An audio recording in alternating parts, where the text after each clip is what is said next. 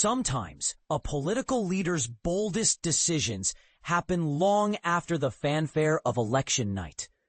Just 1 year into Keir Starmer's time at number 10, he's already making sweeping changes at the heart of government, changes that few could have predicted.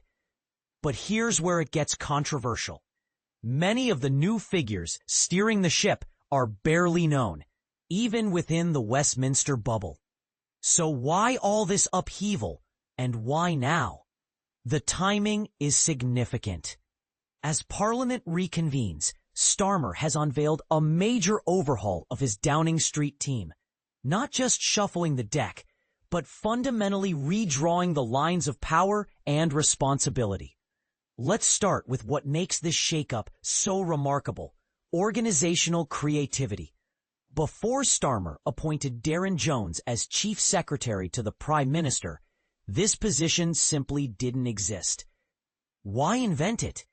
According to those close to Starmer, he's long been frustrated by a government machine that moves too slowly, weighed down by bureaucracy.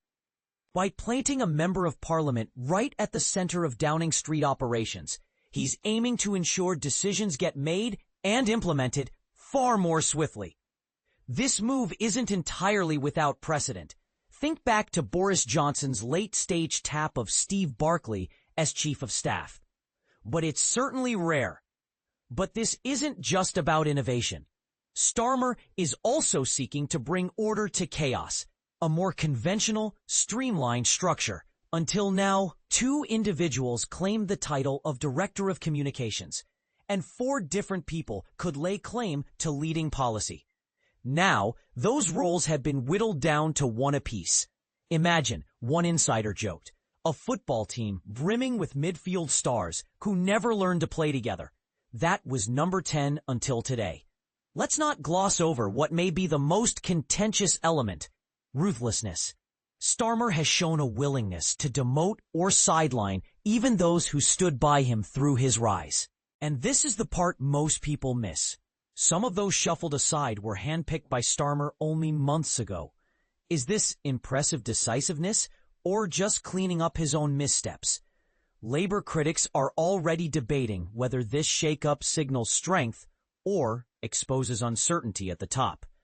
A third big theme: economics. Economics, economics. The new Downing Street roster is stacked with people who have serious financial chops. Darren Jones has spent over a year as second-in-command to the Shadow Chancellor Rachel Reeves. The new head of Starmer's private office has a long tenure at the Treasury. And perhaps most notably, Lady Shafiq, the inaugural Chief Economic Advisor to the PM, is a former Deputy Governor of the Bank of England. If you're wondering why, look ahead to the upcoming autumn budget, an event widely expected to define not just the coming months, but potentially Starmer's entire time in office. And this is the part you won't read everywhere. Senior officials think Starmer wants to be more hands-on in these critical budget discussions. Some in Rachel Reeves's camp even suggest that she's been urging Starmer for months to upgrade his economic advisors, playing a key role in the staff reshuffle herself. But perhaps the most telling detail isn't about the new faces or fancy titles. Rather, it's what this whole reorganization says about Starmer's leadership so far. Implicitly, it's an admission. Things haven't gone as smoothly as hoped during these first 12 months. These changes are a statement of intent. If the first year was about finding his footing, the next must be about getting results. Here comes the bold question. Will this refocused team finally deliver what voters hoped for? And here's something even Starmer's loyalists are quietly asking. Does the team know what exactly they're meant to deliver? The lack of a clear, compelling vision for Starmer's government remains an open question, leaving MPs and advisors uneasy. So, what do you think?